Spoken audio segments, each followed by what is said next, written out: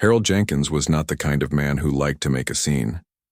At 76 years old, he had lived a long and quiet life, filled with hard work, careful decisions, and an unwavering sense of dignity.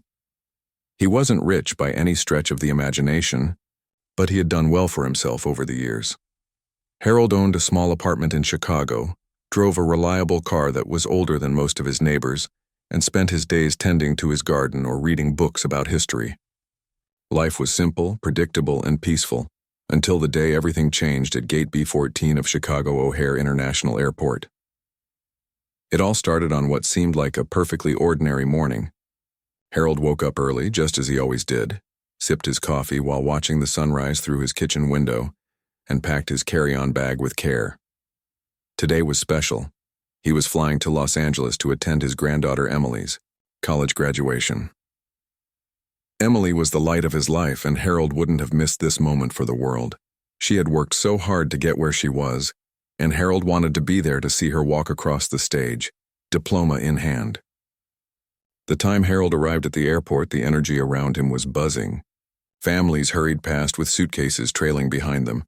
Business travelers tapped away on their phones, and announcements echoed over the intercom. Harold moved slowly, leaning on his cane for support. But he didn't mind. He wasn't in a rush. After checking in and going through security without incident, he made his way to Gate B14, where Flight 237 to Los Angeles was scheduled to depart in less than an hour. The gate area was crowded, but Harold found a seat near the window. He settled into it carefully, placing his cane beside him and resting his hands on his lap. As he waited, he watched planes taxiing along the runway and thought about how much the world had changed since he was young. Back then, air travel felt glamorous, almost magical. Now it seemed more like a chore, a necessary inconvenience to get from one place to another. Still, Harold appreciated the convenience of being able to visit family across the country in just a few hours instead of days. When the boarding process began, Harold joined the line with the other passengers. His boarding pass indicated he was seated in row 22, a middle seat near the back of the plane. It wasn't ideal, but Harold didn't complain. He knew better than to expect luxury when flying economy class. Besides, he reminded himself, the destination mattered far more than the journey. As Harold shuffled down the narrow aisle, gripping the seatbacks for balance, something caught his eye. One of the overhead bins, a few rows ahead of his assigned seat, was slightly open. The latch hadn't been secured properly, and Harold could see the edge of a duffel bag sticking out. He paused, frowning. Over the years, Harold had read enough news stories about turbulence causing luggage to fall and injure passengers. He couldn't ignore it. Someone could get hurt if that bin wasn't closed properly. Without hesitation, Harold reached up and gently pushed the bin shut. It clicked into place with a satisfying snap. Satisfied, he continued toward his seat, unaware that his brief pause had already drawn unwanted attention. Standing near the front of the cabin was Carl, one of the airline's security officers. Tall and broad-shouldered, Carl prided himself on keeping flights safe and orderly. But today, his instincts were clouded by suspicion. Carl had noticed Harold lingering by the overhead bin and immediately assumed the worst. In his mind, Harold's actions looked suspicious. An elderly man with a cane, stopping to mess with someone else's luggage. Something wasn't right. Without bothering to ask questions or give Harold a chance to explain, Carl stepped forward and blocked his path. "Sir," Carl said firmly, his voice cutting through the hum of passenger chatter. "What are you doing?" Harold blinked, startled. "Excuse me?" he replied, his tone polite but confused. "I was just closing the bin. It wasn't latched properly." But Carl wasn't listening. To him, Harold's explanation sounded like an excuse. "Step aside, please," Carl ordered, gesturing toward the aisle. "You need to come with me." Harold felt a knot tighten in his stomach. "I don't understand," he protested, shaking his head. "I didn't do anything wrong. I was trying to help." "You can explain yourself later," Carl said curtly, grabbing Harold by the arm. The grip was firm, almost painful, and Harold winced as he was pulled out of line. Passengers turned to stare, some whispering among themselves, others looking away uncomfortably.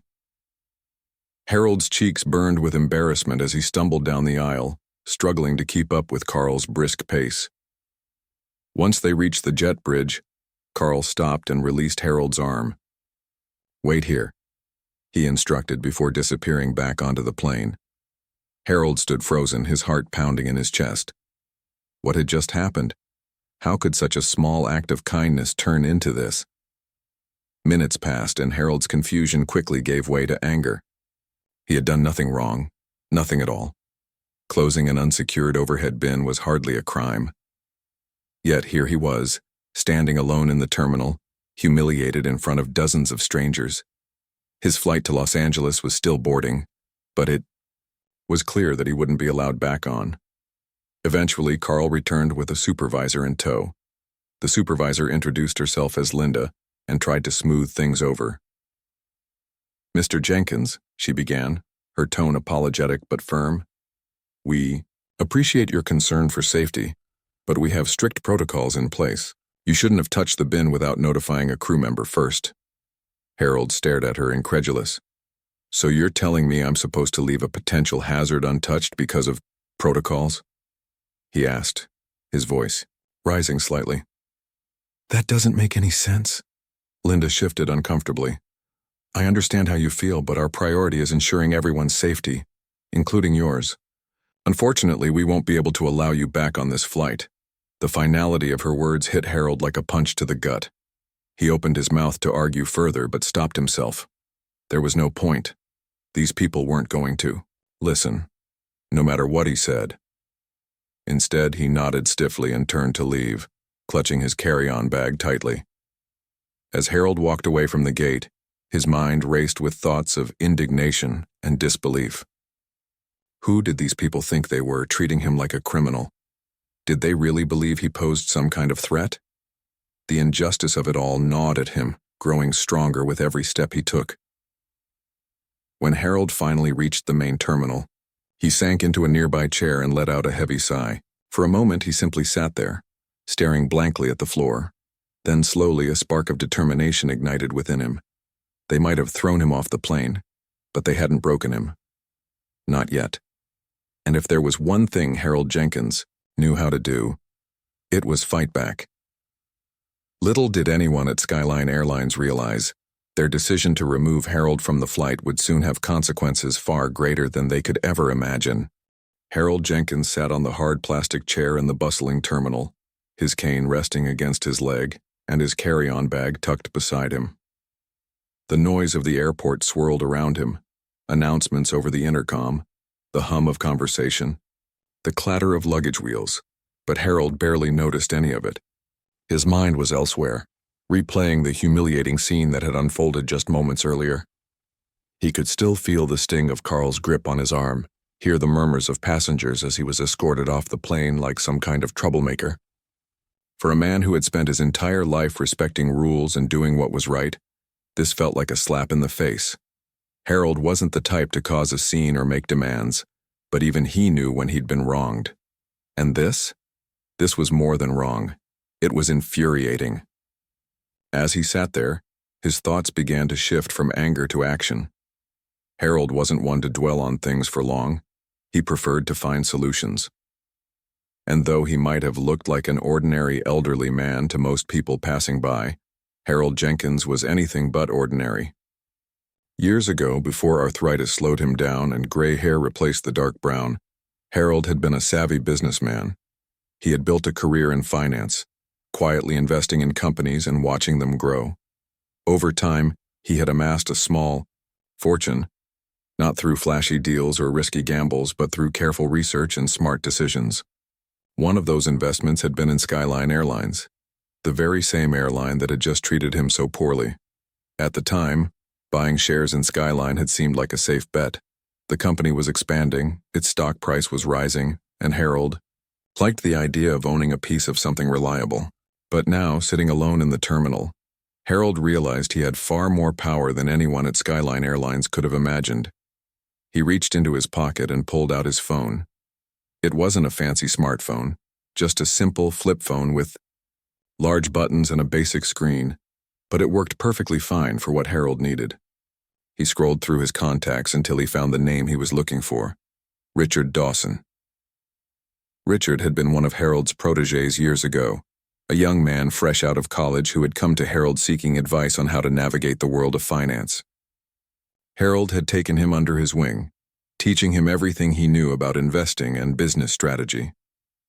Over time, Richard had risen through the ranks and now served as the CEO of one of the largest private equity firms in the country.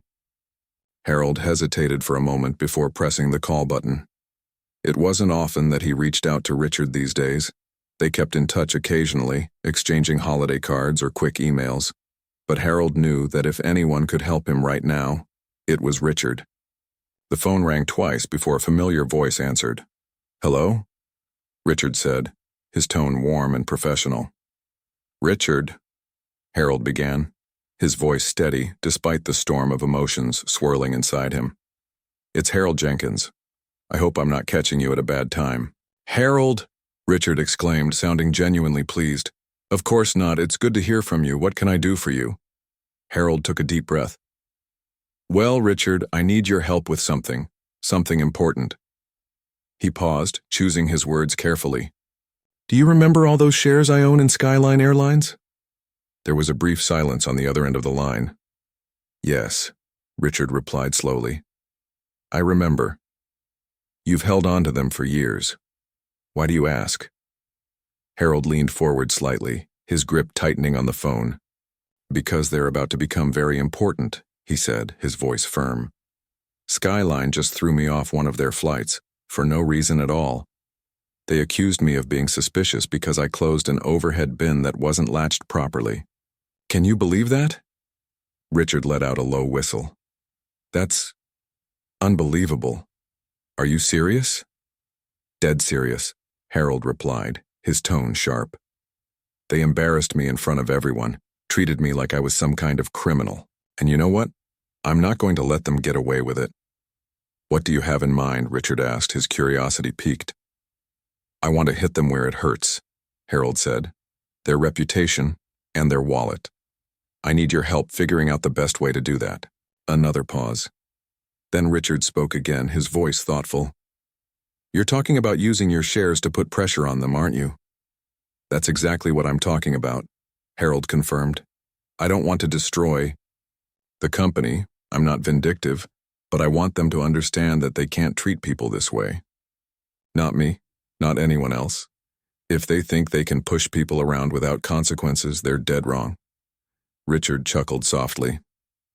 "Harold, you never cease to amaze me. Most people would just complain or write a nasty review online, but you're ready to take on a multi-billion-dollar corporation. I like it." "It's not about revenge," Harold said firmly. "It's about justice and accountability. Now tell me, how much influence do my shares really give me?" Richard didn't answer right away. Instead, he took a moment to consider the question. "A lot," he said finally. "You're one of their largest individual shareholders, Harold. If you start selling off your shares, or threatening to, it'll send shockwaves through the company.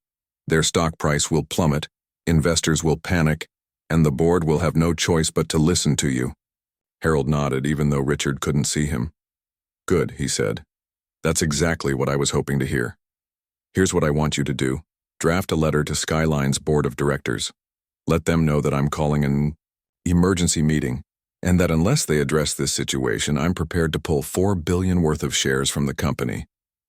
Richard whistled again, clearly impressed. $4 billion?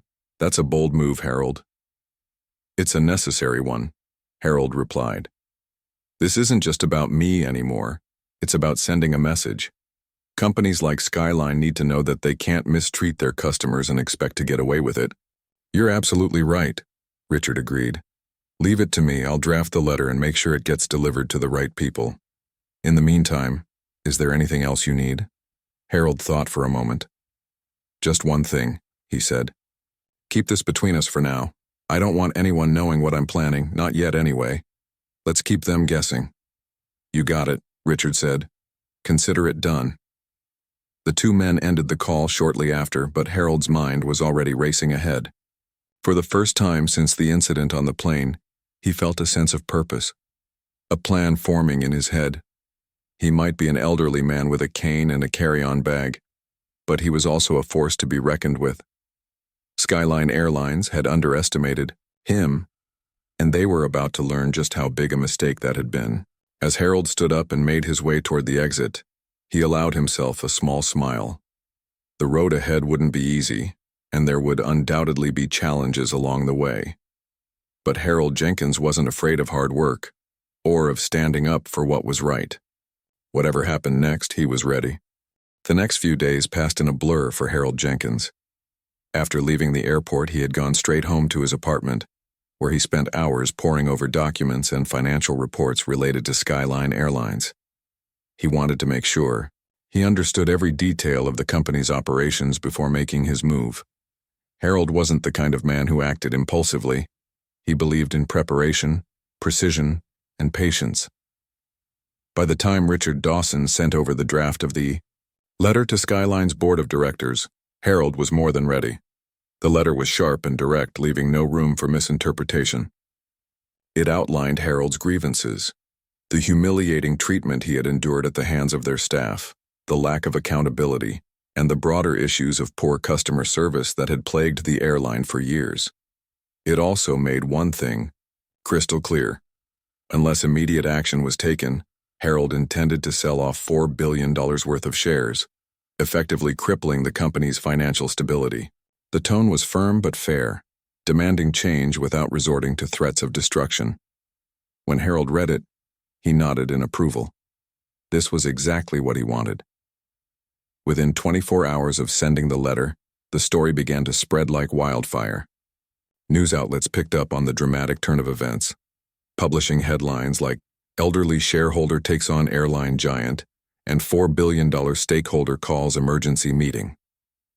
Journalists scrambled to uncover details about Harold Jenkins, painting him as an unlikely hero, a quiet, unassuming man who had decided to stand up against corporate arrogance. The public reaction was overwhelmingly supportive. Social media lit up with stories from other passengers who had experienced similar mistreatment at the hands of airlines. For many people, Harold's fight felt personal, as if he were standing up not just for himself but for everyone who had ever been disrespected or dismissed by big corporations. Meanwhile, inside Skyline Airlines' headquarters, panic was setting. Margaret Hayes, the company's CFO, stared at the letter on her desk, her face pale with worry. She had known Harold Jenkins only as a name on a shareholder list, someone who owned a significant portion of the company but rarely involved himself in day-to-day affairs. Now suddenly, he was front and center, wielding enough power to bring the entire organization to its knees. Margaret called an emergency meeting with Daniel Brooks, the CEO, and the rest of the executive team. The conference room was tense as everyone took their seats, each person silently calculating the potential fallout. Daniel, a tall man with slicked-back hair and a perpetually confident demeanor, tried to project calm, but even he couldn't hide the unease in his eyes. "This is bad," Margaret said bluntly, breaking the silence. "If Jenkins follows through on this, we're looking at a catastrophic drop in our stock price. Investors will lose confidence and will struggle to recover." Daniel leaned back in his chair, rubbing his temples. "We can't let that happen," he said. "There has to be a way to fix this." "What does he want?" "He wants answers," Margaret replied, "and reforms. He's calling for leadership, changes, policy overhauls, and a public apology. But most importantly, he wants us to take responsibility for what happened." Daniel frowned. "A public apology? To him? That's going to look terrible for the company." "It'll look worse if we don't do anything," Margaret shot back. "Jenkins isn't bluffing. He's already proven that he's willing to go to the press. Do you really want to risk losing $4 billion in shares?" The room fell silent as the weight of the situation sank in. Skyline Airlines was already struggling financially, burdened by rising fuel costs and fierce competition. Losing such a massive investor would be devastating, not just for the company but for its thousands of employees who depended on it for their livelihoods. They had no choice but to take Harold seriously. Later that week, Harold received a phone call from Margaret herself. Her voice was polite but strained as she introduced herself and explained why she was reaching out. "Mr. Jenkins," she began, "I understand how upset you are, and I assure you we're taking your concerns very seriously. We'd like to meet with you personally to discuss how we can resolve this issue." Harold listened carefully, his expression unreadable. "I appreciate the effort," he said finally, "but words aren't enough. Actions speak louder than promises.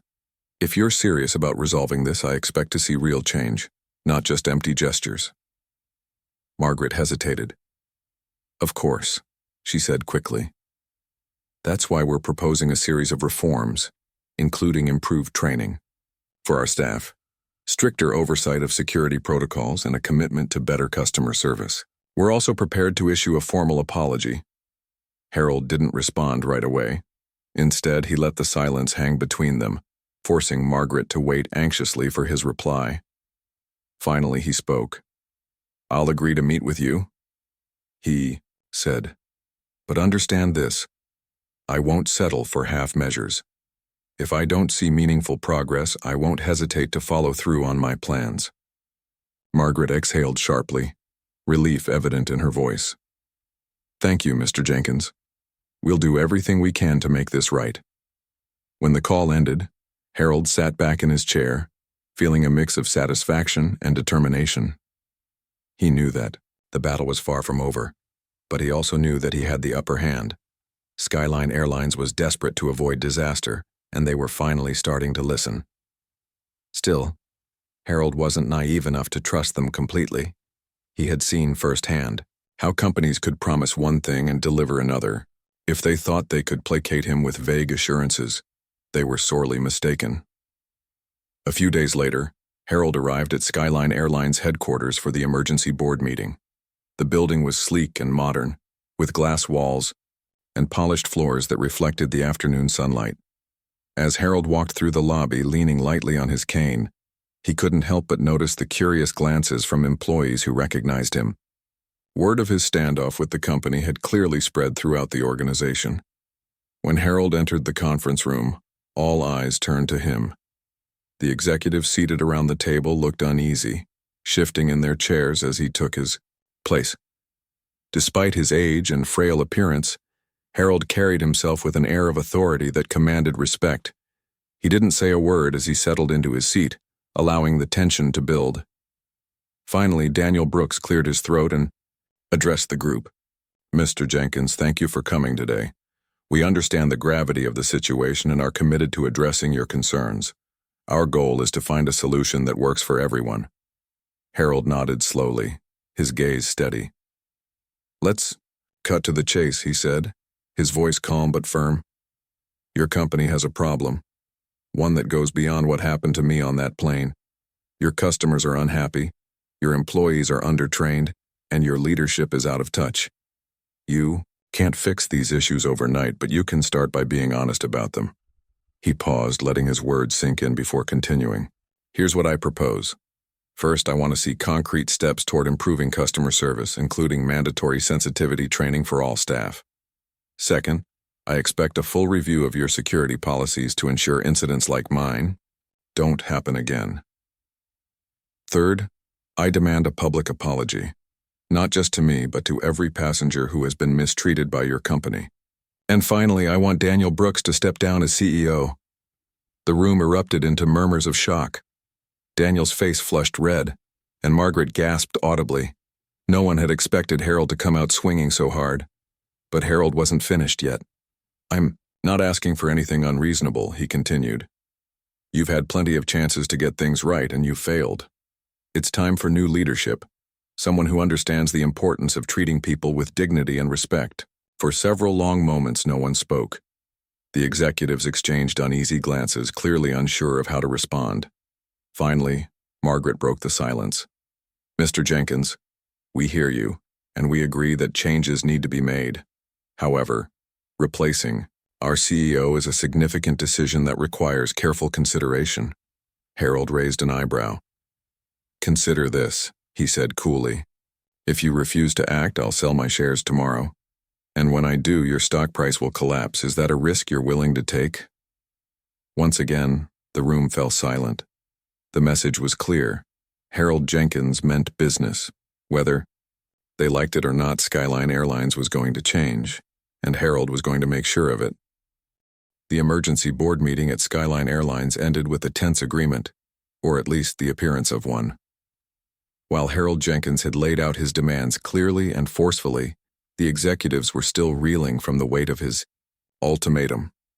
They knew they couldn't afford to lose him as a shareholder, not when $4 billion was on the line, but they also weren't ready to hand over control without a fight. As Harold left the building, leaning heavily on his cane but walking with purpose, he could feel the eyes of the employees watching him. He didn't care what they thought. All that mattered was making sure Skyline understood the seriousness of their mistakes. By the next morning, news of the meeting had leaked to the press. Reporters camped outside Harold's apartment building, hoping to catch a glimpse of the elderly man who had taken on one of the biggest airlines in the country. Harold ignored them, keeping his curtains drawn and focusing on the task ahead.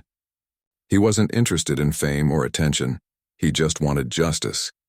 But the media frenzy only grew louder as more details emerged about Skyline's internal struggles. Analysts speculated about the company's future, while passengers shared horror stories of rude staff, lost luggage, and unsafe conditions. For many people, Harold had become a symbol of resistance against corporate greed and indifference. Inside Skyline Airlines headquarters, chaos reigned. Margaret Hayes called another urgent meeting with the executive team to discuss their options. The mood in the room was grim. Daniel Brooks sat at the head of the table looking visibly shaken. His usual confidence had evaporated under the pressure of Harold's demands. "We can't just give in to everything he wants," Daniel said, his voice tinged with frustration. "If we fire me, that's ridiculous. It'll look like we're folding under pressure. Investors will lose faith in our leadership." Margaret sighed, rubbing her temples. "It's not just about you, Daniel. It's about survival. If Jenkins sells his shares, we won't have time to rebuild trust with investors. We'll be lucky if we survive the year." "What if we offer him something else?" Daniel suggested. "A seat on the board? A consulting role? Anything to keep him happy without giving up too much ground." Margaret shook her head. "You don't get it, do you? This isn't about money or titles for Jenkins. He wants accountability, real change. If we try to placate him with token gestures, he'll see right through us, and then we'll be worse off than before." Daniel slumped in his chair, defeated. "So what do we do?" "We follow his demands," Margaret said firmly. "At least for now. We issue the apology, overhaul the training programs, and review the security policies. And we let you go." The room fell silent. Daniel stared at her, disbelief written across his face. "You're serious?" "I'm sorry, Daniel," Margaret replied, her tone softer, but no less resolute. "This isn't personal. It's business, and right now Jenkins is holding all the cards." As difficult as the decision was, the board agreed to comply with Harold's terms. Later that week, Skyline Airlines released a public statement acknowledging the incident involving Harold and apologizing for the way he had been treated. The statement promised sweeping reforms, including improved customer service, enhanced security training, and greater transparency in how complaints were handled. Most shockingly, it announced Daniel Brooks' resignation as CEO, citing the need for fresh leadership to guide the company forward. The announcement sent shockwaves through the industry. Competitors watched closely, wondering if similar challenges might arise within their own organizations. Passengers, however, were thrilled. Social media lit up with messages of support for Harold, praising him for standing up to a giant corporation and forcing them to take responsibility for their actions. Journalists hailed him as a modern-day David taking on Goliath, proving that even the smallest voices could make a difference when backed by determination and resources. For Harold, though, the victory felt bittersweet. He had achieved what he set out to do, forcing Skyline to confront its flaws and make meaningful changes. But the experience had left a mark on him. Sitting alone in his apartment, he replayed the events of the past few days in his mind. The humiliation of being thrown off the plane, the frustration of dealing with stubborn executives, and the sheer exhaustion of fighting such a powerful opponent weighed heavily on him. He had always believed in doing the right thing, but he hadn't anticipated how draining it would be to stand up to a system designed to protect itself at all costs. Still, Harold refused to dwell on the negatives. Instead, he focused on the positive impact his actions had created. Thanks to his intervention, Skyline Airlines was finally addressing issues that had plagued the company for years. Employees would receive better training, customers would be treated with more respect, and perhaps most importantly, other companies would think twice before mistreating their passengers. Harold knew that real change wouldn't happen overnight, but he had planted the seeds, and that was enough for him. In the weeks that followed, Harold worked closely with Skyline's new leadership team to ensure that the promised reforms were implemented effectively. He attended meetings, reviewed policy updates, and provided feedback based on his own experiences. Though some executives initially bristled at having an outsider involved in their operations, they quickly realized that Harold's insights were invaluable. He approached every discussion with a level of wisdom and perspective that came from decades of life experience, earning the respect of even the most skeptical members of the team. One day, during a particularly productive meeting, the new CEO, a woman named Laura Bennett, turned to Harold with a smile. "Mr. Jenkins," she said, "I just want to thank you for everything you've done. You've pushed us to be better, and I truly believe we're moving in the right direction because of you." Harold nodded, his expression thoughtful. "Thank you for listening," he replied. "But remember, this isn't about me. It's about doing what's best for your customers and your employees. Keep that in mind, and you'll be fine." Laura smiled again, nodding in agreement. "We will." As the weeks turned into months, Harold began to step back from his involvement with Skyline. He had accomplished what he set out to do, and now it was time to let the company chart its own course.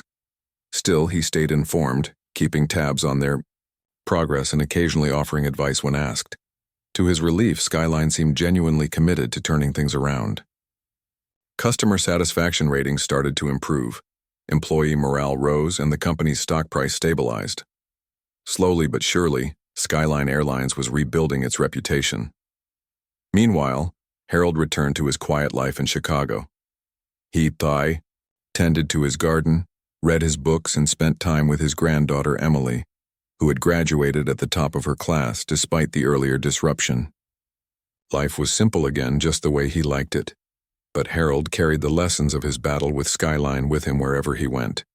He had learned that even in the face of overwhelming odds, standing up for what was right could lead to incredible results. And though he hoped never to find himself in such a situation again, he knew that if he did, he wouldn't hesitate to act. Harold's story became a legend in corporate circles, whispered about in boardrooms, and discussed in business schools. Some saw him as a cautionary tale, a reminder of the power individual shareholders could wield. Others viewed him as an inspiration, proof that courage and conviction could challenge even the largest institutions. But to Harold, none of that mattered. What mattered was knowing that he had made a difference, not for himself but for everyone who deserved to be treated with dignity and respect. Months had passed since Harold Jenkins stood up to Skyline Airlines, and the world had not forgotten his story. What began as a humiliating incident on a plane had turned into a movement, a rallying cry for accountability, respect, and fairness. In an industry often criticized for its lack of compassion, Harold's name had become synonymous with integrity and courage, and invitations to speak at conferences, panels, and events poured in from all corners of the country. At first, Harold declined most of them. He wasn't seeking fame or recognition. He had acted out of principle, not for applause. But eventually, one invitation caught his attention. It came from a national conference on corporate ethics, held annually in Washington, D.C. The theme of the event was Leadership in the Modern World, Balancing Profit and Principles, and the organizers were eager to have Harold share his perspective. They believed his story could inspire others to challenge unethical practices and demand better from the companies they supported. After some thought and encouragement from Emily, who had grown fiercely proud of her grandfather, Harold accepted the invitation. It would be his first major public appearance since the Skyline ordeal, and though he felt a twinge of nervousness, he knew it was an opportunity to spread a message he deeply cared about.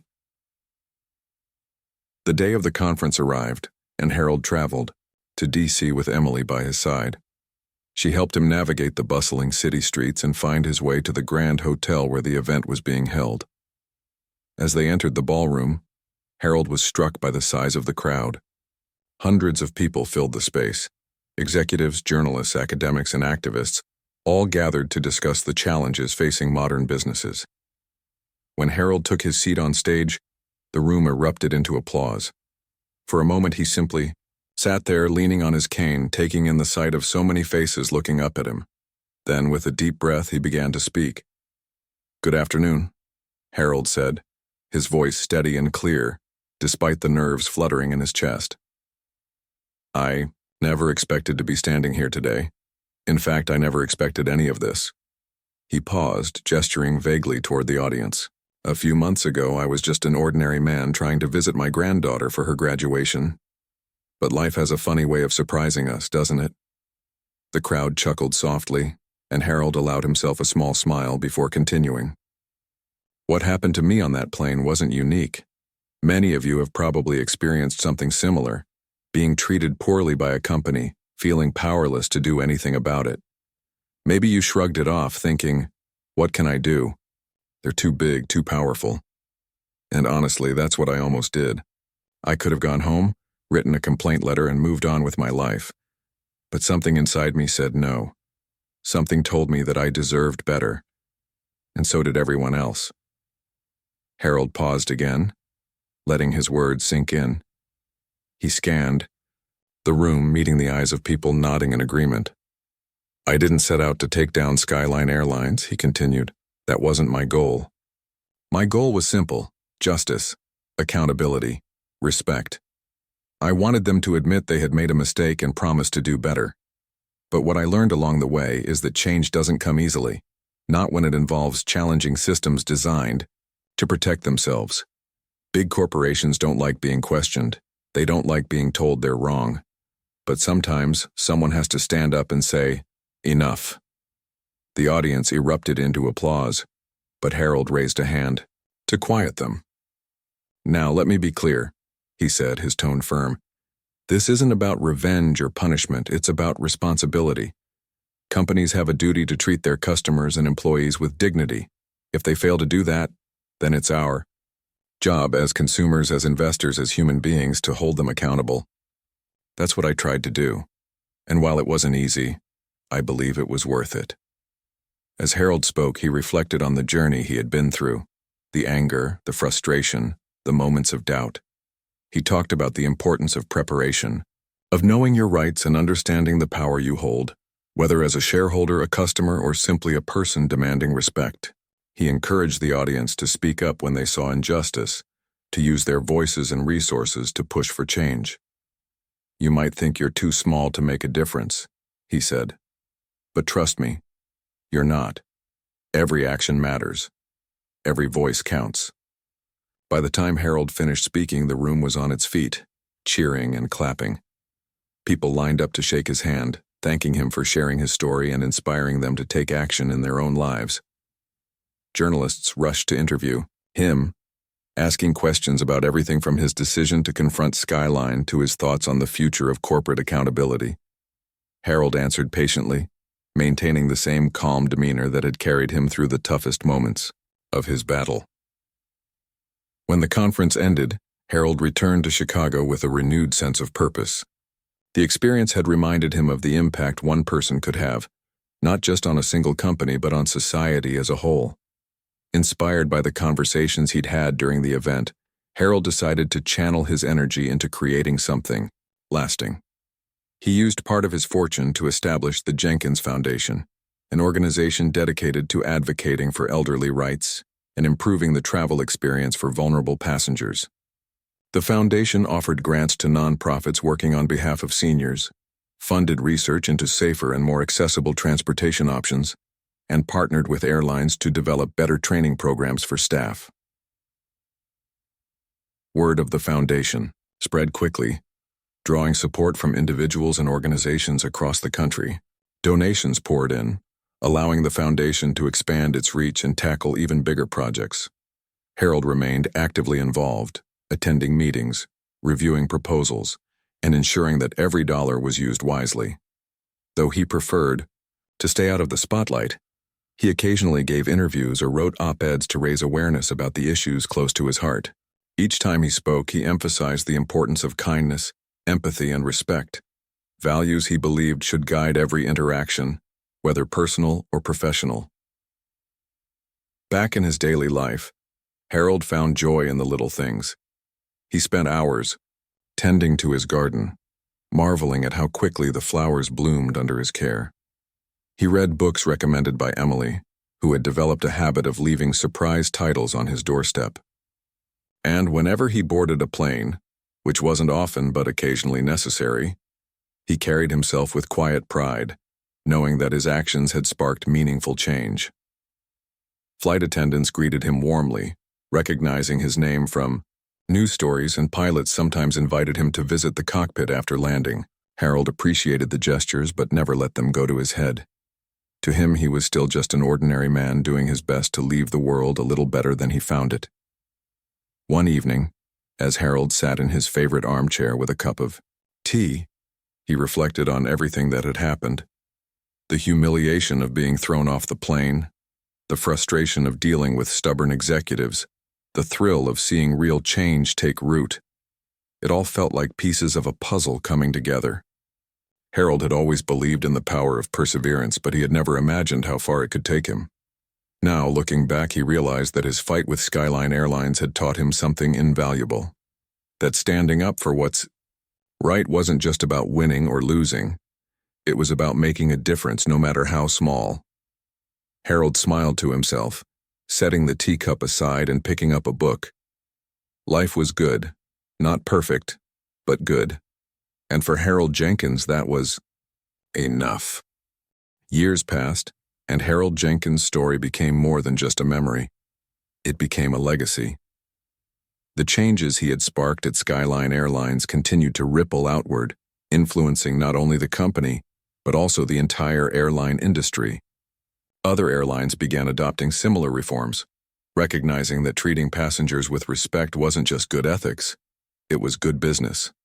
Customer service improved across the board, training programs became more rigorous, and policies were rewritten to prioritize safety and dignity for all travelers. Passengers noticed the shift, and slowly but surely, trust in air travel began to rebuild. For Harold, life settled into a comfortable rhythm. His days were filled with small pleasures, tending to his garden, reading books by the window, and spending time with Emily, who had started her career as a teacher in Chicago. She often brought her students to visit Harold, eager for them to meet the man whose determination had inspired so many. The children loved him, drawn to his gentle humor and endless patience. They asked questions about his battle with Skyline Airlines, wide-eyed and curious, and Harold answered thoughtfully, always emphasizing the importance of standing up for what's right. The Jenkins Foundation thrived under Harold's guidance, growing into a powerful force for change. It funded initiatives that helped seniors navigate the complexities of modern travel, provided scholarships for young people interested in careers in aviation, and supported research into technologies designed to make air travel safer and more accessible. Harold attended meetings regularly, offering advice based on his own experiences. Though he never sought the spotlight, his presence commanded respect, and those who worked with him admired his wisdom and humility. One day, as Harold sat in his apartment reviewing proposals for new projects, the phone rang. On the other end was Richard Dawson, his former protege and now a close friend.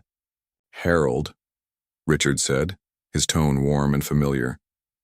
"I hope I'm not interrupting anything important." "Not at all," Harold replied, setting the papers aside. "What can I do for you?" "I wanted to let you know something," Richard said, his voice tinged with excitement. "The Jenkins Foundation has been nominated for an award, a major one. They're calling it the Champion of Change Award, and it's given to organizations that have made significant contributions to improving society.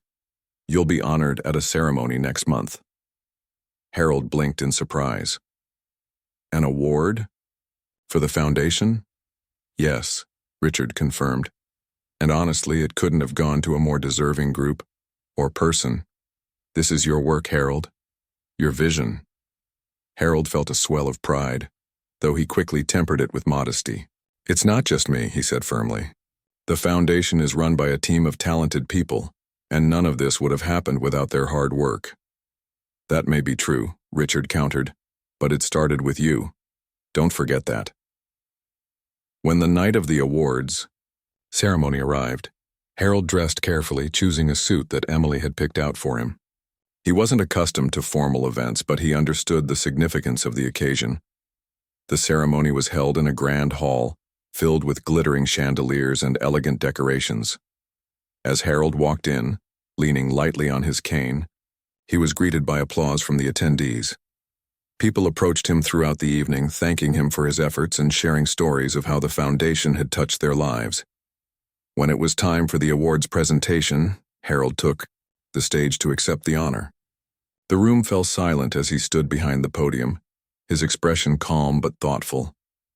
Thank you, he began, his voice steady. This award means a great deal to me, not because of what it says about me, but because of what it says about all of us. We live in a world where it's easy to feel powerless, to believe that our actions don't matter, but they do. Every act of kindness, every effort to stand up for what's right, adds up to something bigger than ourselves. He paused, scanning the room. When I was thrown off that plane, I felt humiliated. I felt angry. But most of all, I felt determined.